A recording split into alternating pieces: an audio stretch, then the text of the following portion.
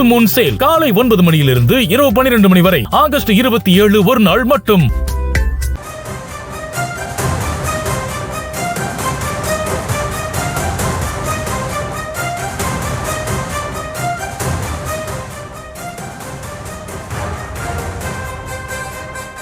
தமிழகத்தை சேர்ந்த 20 தமிழர்கள் நேபாள பாதுகாப்பு படை முகாமில் தங்க வைக்கப்பட்டுள்ளதாக ஒரு அண்மை செய்தியை பார்த்துள்ளோம். தொடர்ந்து இது பற்றி பேசுவதற்காக இணைகிறார் மூத்த செய்தி ஆசிரியர் கலைமாறன் அவர்கள். சார் வணக்கம். நேற்றைய தினமே 20 பேர் மீட்கப்பட்டதா நம்ம தகவல் வெளியானுச்சு. ஆனால் இப்போ அந்த 20 தமிழர்களும் பாதுகாப்பா தங்க வைக்கப்பட்டிருக்காங்க அப்படின்ற ஒரு அண்மை செய்தியை பார்த்துட்டு இருக்கோம். தொடர்ந்து நீங்க பதிவு பண்ணலாம். ஏற்கனவே இந்த கும்பகோணத்திலிருந்து நேபாளத்துக்கு ஆன்மீக சுற்றுலா சென்றவர்கள் 57 பேர். இந்த 57 பேர்ல 3 பேருந்துகளில் நம்ம ஏற்கனவே பார்த்தா அந்த கிரிசாங் அப்படிங்கிற அந்த இமிகிரேஷன் பாயிண்ட்ல காத்திருக்காங்க.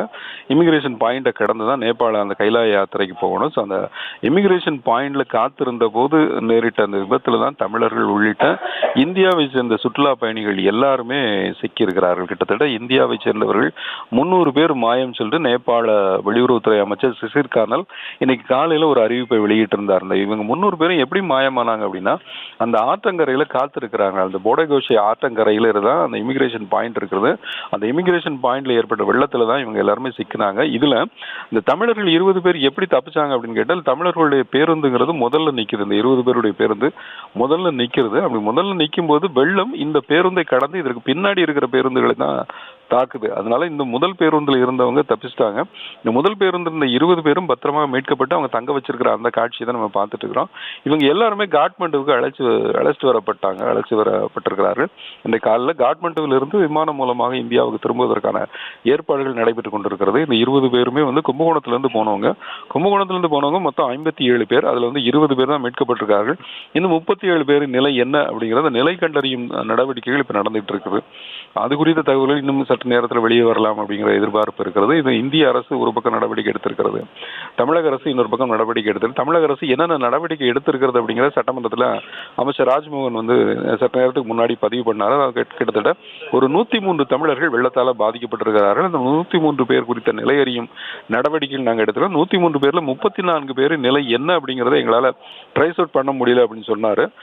இப்ப மீட்கப்பட்ட தமிழர்கள் 20 பேர் இருக்கிறாங்க. அந்த 20 பேரும் படை முகாமில் தங்க வைக்கப்பட்டிருக்கும் போது எடுத்த காட்சிகளை தான் நம்ம பார்த்துட்டு இருக்கோம். இந்த 20 பேருமே இன்று காலையில் திமேர் அந்த படைத்தளத்தில் இருந்து நேரடியாக காட்மண்டுவுக்கு அழைத்து வரப்பட்டிருக்கார்கள். அவர்கள் ஹெலிகாப்டர் மூலமாக பத்திரமாக அழைத்து வரப்பட்டதாகவும் காட்மண்டுவில் இப்போ தங்க வைக்கப்பட்டிருப்பதாகவும் காட்மண்டுவில் இருந்து அங்கிருந்து அவர்கள் டெல்லிக்கு அழைத்து வரப்பட்டு பிறகு தமிழ்நாடு திரும்புவார்கள் அப்படிங்கிற ஒரு தகவலையும் மத்திய அரசு தெரிவித்திருக்கிறது. இதற்கிடையே இந்த வெள்ளப்பெருக்கினால பெரிய பாதிப்பு ஏற்பட்டிருப்பதாக நேபாள அரசு தெரிவித்திருக்கிறது. கிட்டத்தட்ட ஒரு 300 இந்தியர்கள் காணவில்லை அப்படின்னு சொல்லியிருக்காங்க.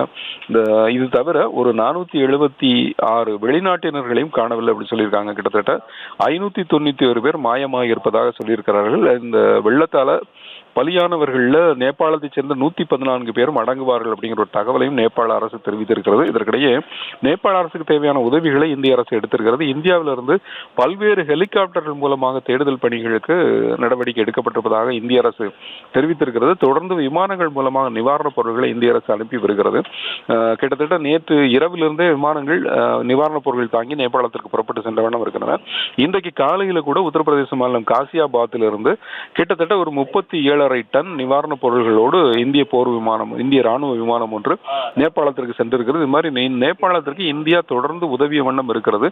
இந்திய அரசு உதவி மற்றும் மீட்பு நடவடிக்கைகளை முடுக்கிவிட்டிருக்கிறது. இந்திய ஹெலிகாப்டர்கள் தான் தேடுகின்ற பணியில் ஈடுபட்டிருக்கிறது. கிட்டத்தட்ட இந்தியர்கள் மட்டுமே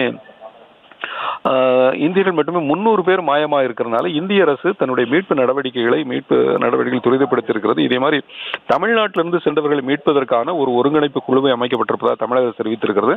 தமிழ்நாட்டில் இப்போதைக்கு அடுத்த கட்ட நடவடிக்கை என்ன எடுக்கலாம் அப்படிங்கிறது குறித்து முதலமைச்சர் விஜய் சென்னை தலைமைச் செயலகத்தில் ஆலோசனையில் ஈடுபட்டிருப்பதாக அமைச்சர் ராஜ்மோகன் ஒரு தகவலை தெரிவித்தார். அங்கு அமைச்சர்கள், அதிகாரிகள், உயர்மட்ட குழுவை கூட்டி முதலமைச்சர் விஜயும் ஒரு ஆலோசனையில் ஈடுபட்டுக் கொண்டிருக்கிறார். அடுத்த கட்ட நடவடிக்கை என்ன எடுப்பது? சட்டமன்றத்தில் இன்றைக்கு பேசும்போது எதிர்க்கட்சியினர் என்ன சொன்னாங்கன்னா, ஒரு ஒருங்கிணைப்பு குழுவை அமையுங்கள், அந்த ஒருங்கிணைப்பு குழுவை நேபாளத்திற்கு அனுப்பி இந்திய அரசின் உதவியோடு தமிழர்களை மீட்பதற்கான நடவடிக்கைகளை எடுங்கள் அப்படிங்கிற மாதிரி பல்வேறு கோரிக்கைகளை வலியுறுத்தினார்கள். இந்த கோரிக்கைகளை அடுத்து தமிழக அரசும் அடுத்த கட்ட நடவடிக்கை எடுப்பது என்ன அப்படிங்கிற ஒரு நடவடிக்கையில் ஈடுபட்டுக் கொண்டிருக்கிறது. இன்றைக்கு இன்னைக்கு காலையில சட்டமன்றத்தில் இது குறித்து ஒரு கவன ஈர்ப்பு தீர்மானமும் கொண்டு வரப்பட்டது. அந்த கவன ஈர்ப்பு தீர்மானத்தில் சட்டமன்ற எதிர்க்கட்சித் தலைவர் உதயநிதி மற்றும் அதிமுக பொதுச் செயலாளர் எடப்பாடி பழனிசாமி உள்ளிட்ட பல்வேறு தரப்பினரும் பேசினார்கள். அந்த தமிழ்நாட்டில் இருந்து சென்ற பயணிகள் அனைவரையும் மீட்கணும் அப்படிங்கிற மாதிரியான அதிமுக பொதுச் செயலர் எடப்பாடி பழனிசாமி தெரிவித்திருந்தார். கவர்மெண்ட் அறிவித்திருக்கிற உதவிகள் என்னென்ன, அடுத்த கட்டமாக தமிழ்நாடு அரசு என்னென்ன நடவடிக்கை எடுக்க போகிறது, இந்த நடவடிக்கைகளை மக்களுக்கு தெளிவாக விளக்கணும் அப்படிங்கிற மாதிரி உதயநிதி வலியுறுத்தி இருந்தார். இது மாதிரி காங்கிரஸ் சார்பில் பேசினவங்க ஹெலிகாப்டர் மூலமாக தமிழர்களை மீட்பதற்கு உரிய நடவடிக்கை எடுக்கணும் அப்படின்னு சொன்னாங்க. பாட்டாளி மக்கள் கட்சி சார்பில் பேசினவங்க எல்லாருமே தமிழ்நாட்டில் இருந்து மீட்கப்பட்ட 20 பேரை உடனடியாக தமிழ்நாட்டுக்கு அழைத்து வருவதற்கான நடவடிக்கைகளை எடுங்கள், மாயமானவர்களின் நிலை என்ன அப்படிங்கிறதையும் மக்களுக்கு தெரிவிக்க தமிழக அரசு நடவடிக்கை எடுக்கணும் அப்படிங்கிற மாதிரி சட்டமன்றத்தில் வலியுறுத்தினார்கள்.